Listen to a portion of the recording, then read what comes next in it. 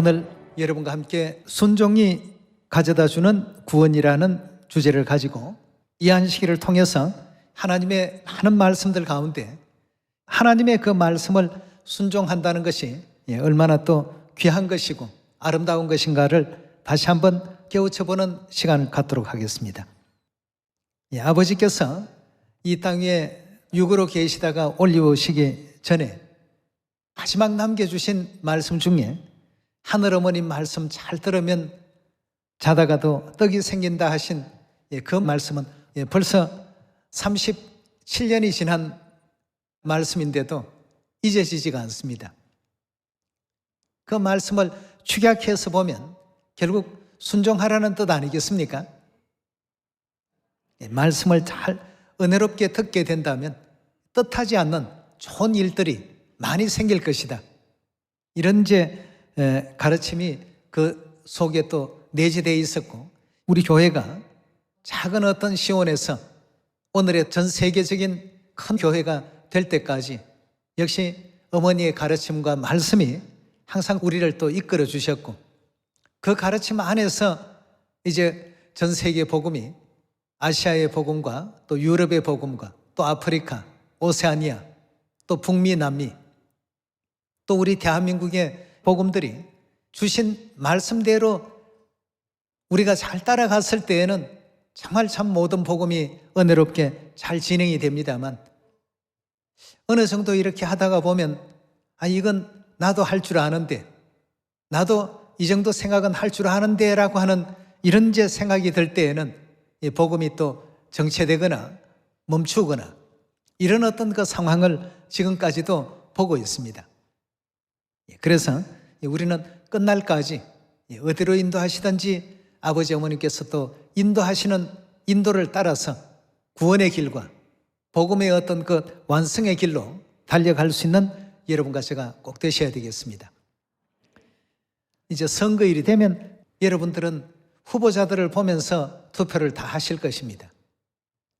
그럼 그 후보자가 얼마나 또 국민들에게 도움을 줄 수 있는 사람인가 하는 어떤 그 내용들을 여러 가지 어떤 정책 문제나 또 인성 문제나 이런 걸 전부 이제 파악을 하고 투표를 하실 것입니다. 마찬가지로 하나님 나라에 들어가는 데 있어서 가장 적격한 후보자는 누구일까?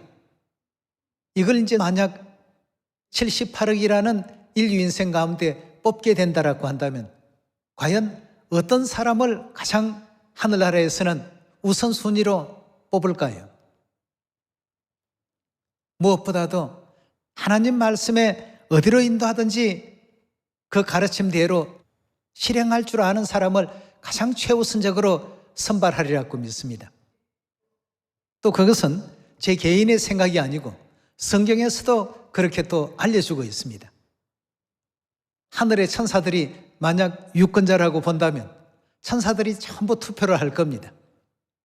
A라는 사람, B라는 사람, C라는 사람 있다면 과연 하늘의 천사들이 뭘 가지고 누구를 가장 적임자로서 이렇게 투표할 것이고 뽑을 것이냐 말이에요.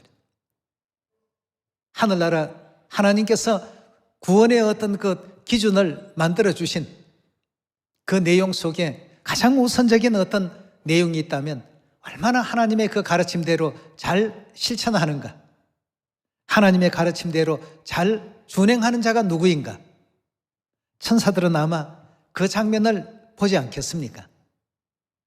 그래서 성경에 기록되어 있는 여러 많은 어떤 내용들 가운데 이 순종이라는 내용에 있어서도 하나님 말씀에 절대 순종하는 경우들이 있었고, 처음에는 순종을 했는데 얼마간 지나면 마음이 불순종으로 바뀐 예도 있었습니다.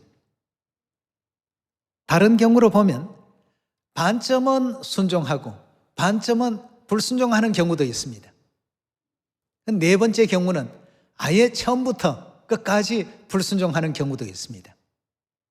이 네 가지 유형이 성경 가운데 전부 기록이 되어 있습니다. 그렇다면 이 네 유형 가운데 어떤 사람에게 과연 천국에 올 수 있는 그 문이 활짝 열려 있는가를 오늘 이런 내용을 한번 살펴보시면서 아버지께서 마지막 남겨주신 그 가르침 가운데 하늘 어머님 말씀 잘 들으면 자다가도 떡이 생긴다. 생각지 못했던 어떤 좋은 일들이 많이 발생하게 될 것이다. 우리 하나님의 교회는 아버지 어머님 은혜로운 가르침 안에서 그 작았던 하우스 처치의 교회가 국내에서뿐만 아니라 전 세계적인 교회로 발전이 되었다는 것.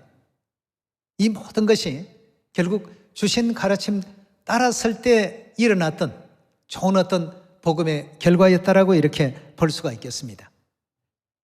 자, 그렇다면 이런 내용을 성경이 알려주신 가르침 가운데 우리 신명기 8장을 한번 열어서 하나님의 뜻을 배워나가 보도록 하겠습니다. 신명기서 8장입니다. 신명기서 8장 1절의 말씀 보시면 내가 오늘날 명하는 모든 명령을 너희는 지켜 행하라고 했습니다. 그럼 누구의 명령을 지켜 행하라고 했냐 하면 하나님께서 주신 그 명령을 지켜 행하라고 했습니다. 그리하면 너희가 살고 번성하고 여호와께서 너희의 열조에게 맹세하신 땅에 들어가 그것을 얻으리라. 하나님께서 주시겠다고 약속하신 그 약속의 땅을 얻을 수가 있다. 구약의 가나안 땅이라고 하는 것은 영적인 의미로 바라보게 된다면 천국을 의미합니다. 순종의 역사도 있었고 불순종의 역사도 있었고 반은 순종하고 반은 불순종하는 경우도 있었고 아예 그냥 전체 다 불순종해버린 역사도 그 가나안 땅까지 가는 과정 속에 전부 일어났습니다.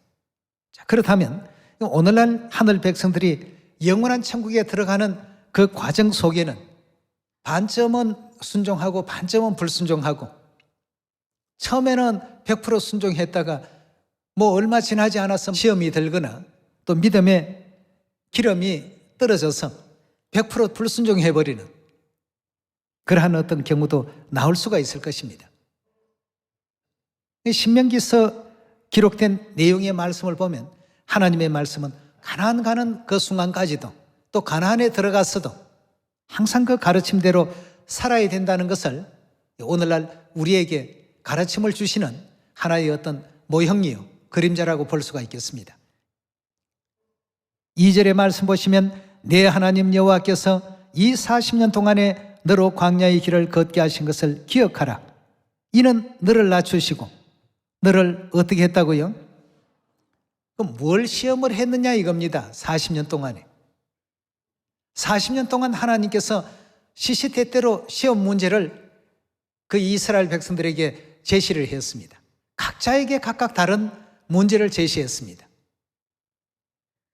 너를 시험하사 내 마음이 어떠한지 이걸 하나님께서 알고 싶으셨습니다. 그 명령을 지키는지 아니 지키는지 알려 하려 하심이라.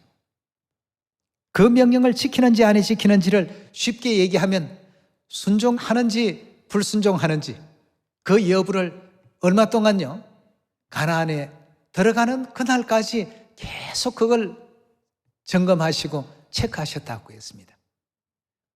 그럼 40년 광야의 그 모든 역사는 순종과 불순종에 대한 이 내용을 하나님께서 전부 점검하신 그 기간이었다고 볼 수 있겠습니다.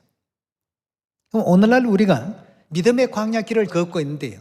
믿음의 삶을 살아가는 모든 과정도 천국 가는 그날까지도 하나님의 말씀을 순종하는 자와 불순종하는 자, 또 준행하는 자와 준행치 아니하는 자, 이걸 전부 가려내는 역사라고 볼 수가 있겠습니다.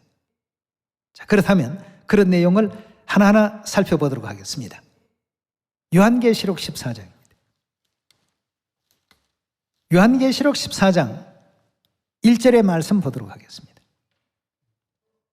또 내가 보니 보라 어린 양이 시온산에 섰고 그와 함께 14만 4천이 섰는데 그 이마에 어린 양의 이름과 그 아버지 이름 선 것이도다. 내가 하늘에서 나는 소리를 들으니 많은 물소리도 같고 큰 외성도 같은데 내게 들리는 소리는 검은 곶 타는 자들의 검은 곶 타는 것 같더라. 저희가 보좌와 네 생물과 장로들 앞에서 새 노래를 부르니 땅에서 구속함을 얻은 14만 4천인 밖에는 이 노래를 배울 자가 없더라. 이 사람들은 여자로 더불어 더럽히지 아니하고 정절이 있는 자라. 어린 양이 어디로 인도하든지 어떻게 해요? 여기에는 개인의 싫고 좋은 것이 없었습니다. 그만큼 어린 양에 대한 절대적인 어떤 믿음과 확신이 있었죠. 어린 양이 어디로 인도하든지 따라간다라고 하는 것은 이들은 하나님의 그 말씀과 가르침에 순종하는 100%의 믿음을 가진 자들이었습니다. 이런 사람들이 성경에서는 지구에서 구속함을 받은 사람들이라 이렇게 사도 요한은 계시 가운데서 그 광경을 보게 된 것입니다. 어디로 인도하든지 간다 하는 것은 절대적인 순종이죠. 밤이 됐든 낮이 됐든 사막길이든 오아시스의 길이든 구분하지 않습니다. 외적인 환경과 조건은 하나도 따지지 않습니다. 어린 양과 성도의 어떤 관계만 여기에 언급되어 있습니다. 그래서 우리가 이 영원한 천국 구원에 나아가는 그 구원받은 하늘 백성들의 그 입장을 바라보게 된다면 하나님의 그 가르침에 얼마나 절대시했고 하나님의 어떤 말씀에 얼마나 참 순종하는 은혜로운 믿음을 가졌는가를 요한계시록 14장을 통해서 바라볼 수가 있습니다. 또 그 다음 경우를 한번 보겠습니다. 처음에는 순종을 했는데 얼마 지나지 않아서 마음이 바뀌어서 믿음이 변심이 되어서 불순종하는 어떤 그 경우를 예레미야 34장에서 한번 알아보도록 하겠습니다. 예레미야 34장 8절의 말씀 보겠습니다. 34장 8절입니다. 시드기야 왕이 예루살렘에 있는 모든 백성과 언약하고 자유를 선언한 후에 여호와께로서 말씀이 예레미야에게 임하니라. 그 언약은 곧 사람으로 각기 히브리 남녀 노비를 놓아 자유케 하고 그 동족 유다인으로 종을 삼지 못하게 한 것이라. 이 언약에 참가한 방백과 모든 백성이 각기 노비를 자유케 하고 다시는 종을 삼지 말라 함을 듣고 순복하여 놓았더라 하였습니다. 시드기야 왕과 이스라엘 모든 백성들이 하나님의 그 율법에 언약된 대로 그대로 살기로 마음을 이제 굳혔습니다. 모세 율법 가운데서도 집안에 있는 종이 히브리 민족인 경우에 6년간은 종노릇을 하지만 7년째는 다 그들을 해방시켜 주라 하신 하나님의 그 율법이 신명기서에 보면 기록되어 있습니다. 그동안은 그런 것 관계없이 6년이 아니라 7년이 되고 10년이 되더라도 종으로 계속 이렇게 데리고 있다가 이제 시드기야 왕 때에 와서 시드기야 왕이 선지자의 말과 하나님의 어떤 율법에 그런 내용이 있다는 것을 비로소 알고 따르기로 결심을 하고 각자 이제 데리고 있던 종들을 전부 해방시켜 주는 일이 있었습니다. 근데 순간적으로는 해방시켰는데 얼마 가지 못해서 그 생각을 바꾸었습니다. 풀어주었던 종들을 다시 불러들여서 자기들의 종으로 또 삼게 됨으로 말미암아서 하나님께 저주를 받고 재앙을 받는 그 장면이 되겠습니다. 계속 한번 읽어보겠습니다. 10절의 말씀 보시면 이 언약에 참가한 방백들과 모든 백성이 각기 노비를 자유케 하고 다시는 종을 삼지 말라 함을 듣고 순복하여 놓았더라. 순복했다는 것은 처음에는 그 율법의 말씀대로 하나님의 가르침대로 순종해서 다 풀어주고 놓아주었습니다. 그랬다가 11절에요. 후에 그들이 어떻게 됐다고요? 뜻이 변하여 마음이 이제 변했습니다. 얼마간 시간이 지나고 보니까 그때 왜 놓아줬지? 그 종들이 하는 일들이 참 많았는데 집안일도 다 했고 논밭도 다 갈았고 모든 일에 그들이 없이 자기들이 직접 해보려고 하니까 힘들거든요. 11절에 다시 봅니다. 후에 그들이 뜻이 변하여 자유케 하였던 노비들을 어떻게 했다고요? 다시 잡아들였습니다. 끌어다가 다시 복종시켜 노비를 삼았더라. 12절입니다. 여호와의 말씀이 여호와께로서 예레미야에게 임하니라. 가라사대 이스라엘 하나님 나 여호와가 이같이 말하노라. 내가 너희 선조를 애굽 땅 종되었던 집에서 인도하여 낼 때에 그들과 언약을 세워 이르기를 너희 형제 히브리 사람이 내게 팔렸거든 7년 만에 그들을 각기 놓으라. 그가 6년을 너를 섬겼은즉 그를 놓아서 자유케 할지니라 하였으나 너희 선조가 나를 듣지 아니하여, 다시 말해서 불순종하여 귀를 기울이지 아니하였나니라. 15절입니다. 그러나 너희는 이제 돌이켜 내 목전에 정당히 행하여 각기 이웃에게 자유를 선언하되 내 이름으로 일컬음을 받는 집에서 내 앞에서 언약을 세웠거늘 너희가 뜻을 변하여 내 이름을 더럽히고 각기 놓아 그들의 마음대로 자유케 하였던 노비를 끌어다가 다시 너희에게 복종시켜서 너희의 노비를 삼았도다. 17절의 말씀 보시면 그러므로 나 여호와가 이같이 말하노라. 너희가 나를 듣지 아니하고 즉 불순종하고 각기 형제와 이웃에게 자유를 선언한 것을 실행치 아니하였은즉 내가 너희에게 자유를 선언하여 너희를 칼과 연병과 기근에 붙이리니 나 여호와의 말이니라. 내가 너희를 세계 열방 중에서 흩어지게 할 것이다 하고 했습니다. 그리고 쭉 22절까지 계속 읽어보시면 전부 그 뒤에는 저주와 멸망과 형벌로서 말씀이 채워져 있습니다. 신명기 15장 12절의 말씀 보겠습니다.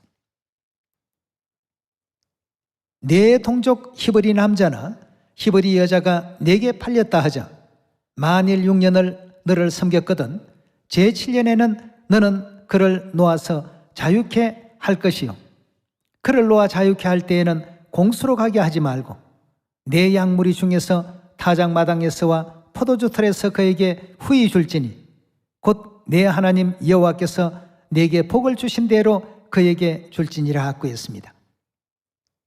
자, 여기에 지금 보면 율법 조문 가운데 이미 이런 항목이 있었습니다.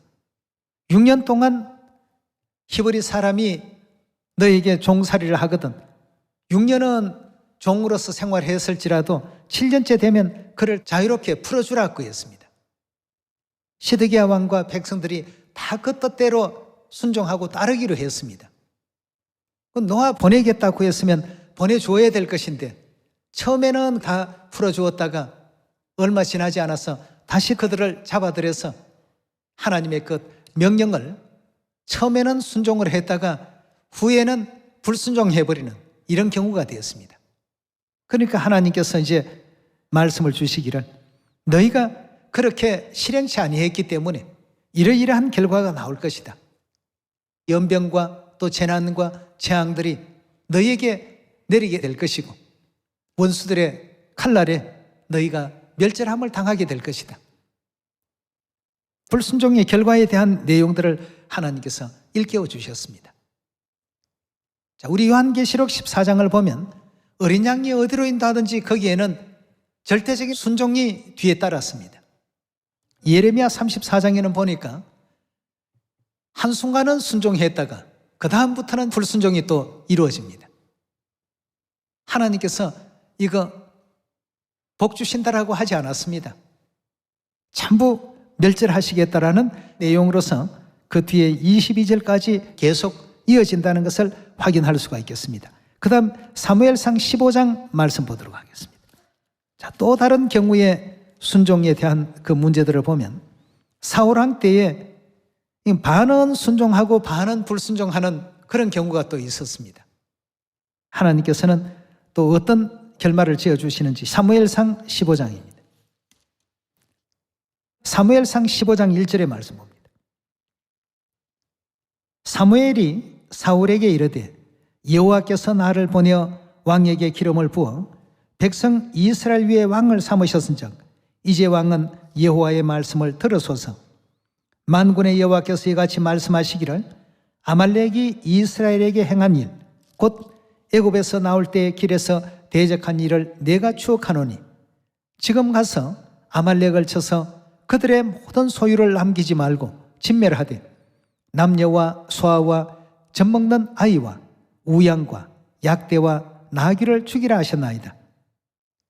살아있는 것은 하나도 남기지 말고 전부 멸절하라는 이와 같은 분부가 내렸습니다. 4절입니다. 사울이 사울 왕이죠. 백성을 소집하고 그들을 들라임에서 계수하니 보병이 20만이요 유다 사람이 1만이라. 사울이 아말렉 성에 이르러 골짜기에 폭병하니라. 사울이 겐 사람에게 이르되 아말렉 사람 중에서 떠나 내려가라. 그들과 함께 너희가 멸하게 될까 하노라. 이스라엘 모든 자손이 애굽에서 올라올 때에 너희가 그들을 선대하였나니라. 이에 겐 사람이 아말렉 사람 중에서 떠나니라. 7절의 말씀 보시면 사울이 하윌라에서부터 애굽 왕 수울에 이르기까지 아말렉 사람을 치고 아말렉 사람의 왕 아각을 사로잡고 칼날로 그 모든 백성을 진멸하였으되 사울과 백성이 아각과 그 양과 소와 좋은 것과 또 기름진 것과 어린 양과 모든 좋은 것은 남기고 진멸하기를 절개치 아니하고 가치 없고 낮은 것은 진멸하니라 하고 했습니다. 이 순종의 경우를 보면 계시록 14장에 나타났던 하나님의 성도들은 어린 양이 어디로 인도하든지 절대적인 순종의 모습을 보였습니다.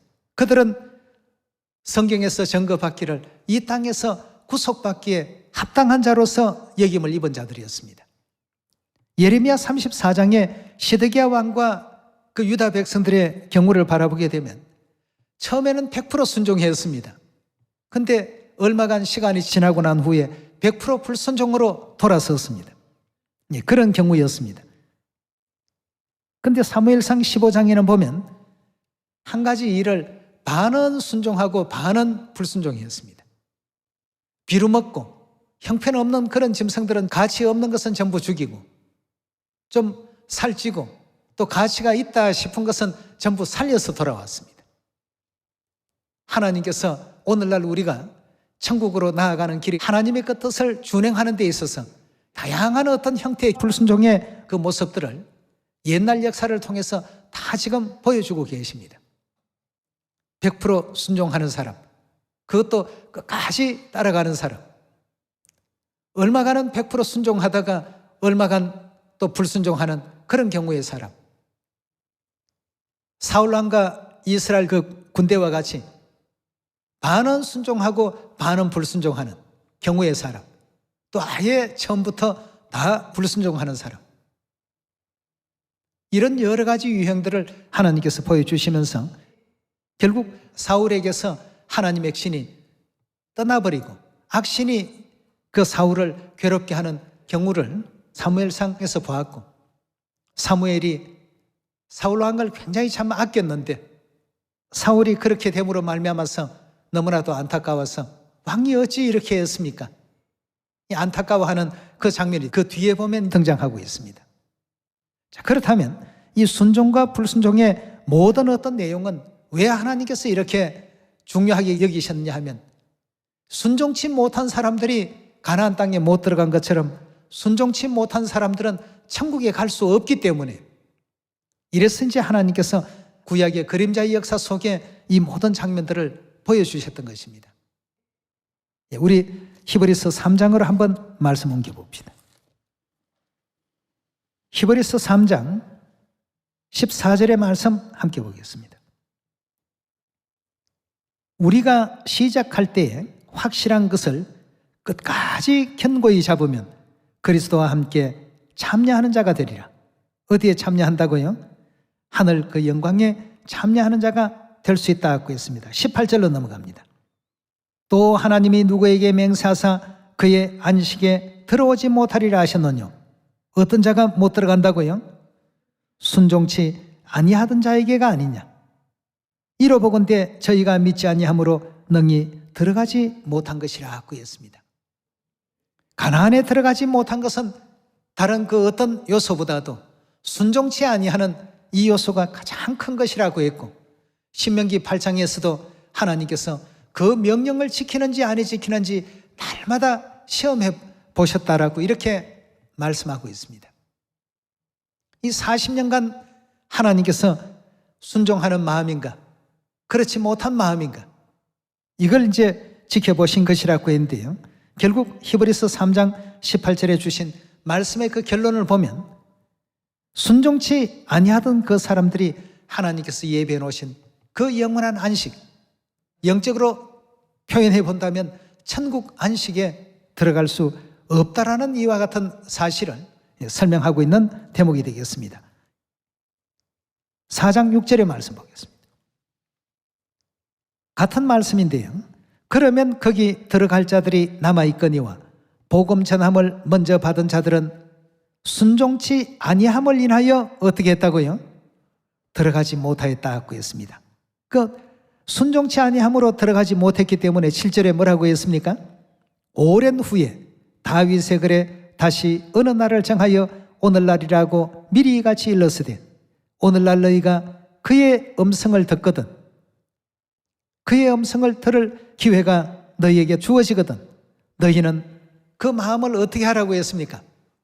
강팍해 하지 말라. 불순종하는 그런 마음으로 그 음성을 대하지 말라는 것입니다.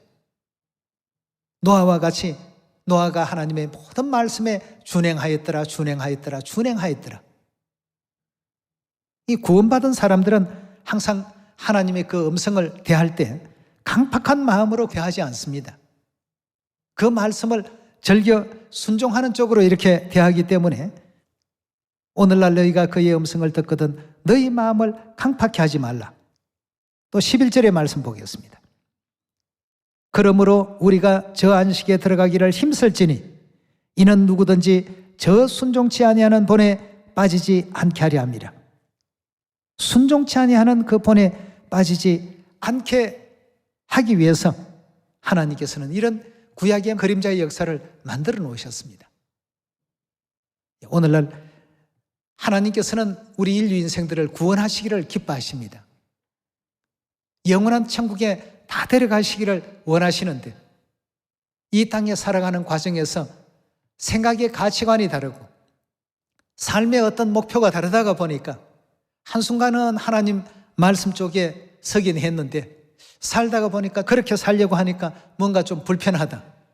주위 사람들이 알아주지를 않는다. 주위 사람들과 어울릴 수가 없다. 이런 등등의 어떤 자기 나름대로의 그 즐거움과 또 삶의 어떤 도락을 위해서 결국 하나님의 말씀을 조금 베어내고 다른 것은 내가 90% 하는데 10%점이야 어떠려고 그러다 보니까 50%점이야 어떠려고 나중에는 90%점이야 어떠려고 그래도 10%는 내가 하고 있지 않는가. 자꾸 이런 경우가 되니까 하나님께서는 50% 불순종하고 50% 순종했던 사울왕의 역사는 100%다 순종치 아니하는 것과 같다고 했습니다. 그 다음 100% 순종은 했는데 시간이 좀 지나니까 100% 불순종해버린 시드기야 왕과 유다 백성의 경우 그리고 또 사도 요한을 통해서 보여주셨던 요한계시록 14장에 구원받은 성도들의 어디로 인도하든지 그것도 한시적으로 어디로 인도하든지 따라간 것이 아니라 어떤 경우든 어떤 시간이든 끝까지 변함없이 따르고 있는 그 성도들에 대한 그 모습도 하나님께서 같이 보여주시면서 어느 것이 과연 하나님께서 바라시는 진정한 순종인가를 오늘날 우리에게 성경의 가르침을 통해서 일깨워주고 계십니다. 이 모든 것은 우리를 구원하시기 위한 하나님의 뜻이 계셨습니다. 그래서 신명기 8장에서도 40년 광야 생활을 하시면서 매 순간마다 하나님께서는 너희 마음을 시험해 보셨다고 했습니다. 그 명령을 지키는지 안 지키는지 즉 순종하는지 불순종하는지를 말이죠. 왜냐하면 하나님은 오직 우리 구원에만 관심이 있습니다. 우리를 죄사함 주시고 천국으로 데려가시고자 하시는 구원에 관심이 있는데 구원받을 백성의 어떤 생각과 정신이 지금 하나님과 일치가 안 되니까 따라갈 수가 없습니다. 여러분도 저도 천국을 소망하고 또 구원을 바란다라고 한다면 남은 모든 시간도 진실로 어디로 인도하든지 끝까지 나아갈 수 있는 우리가 되어야 되지 않겠습니까? 예, 이런 것이 온전히 하루라도 빨리 이루어져야 하나님의 이제 심판이 이 땅에 내려지게 됩니다. 너희의 복종이, 너희의 순종하는 그 믿음이 온전해질 때에 그제서야 비로소 순종치 아니하는 자들을 심판하기 위해서 형벌하시겠다는 고린도후서 10장의 말씀이 있지 않습니까? 고린도후서 10장입니다. 고린도후서 10장 4절의 말씀 보겠습니다. 우리의 싸우는 병기는 육체에 속한 것이 아니요 오직 하나님 앞에서 견고한 파하는 강력이라. 모든 이론을 파하며 하나님 아는 것을 대적하여 높아진 것을 다 파하고 모든 생각을 사로잡아 그리스도에게 복종케 하니 너희의 복종이 온전히 될 때에 모든 복종치 않는 것을 벌하려고 예배하는 중에 있노라 하고 했습니다.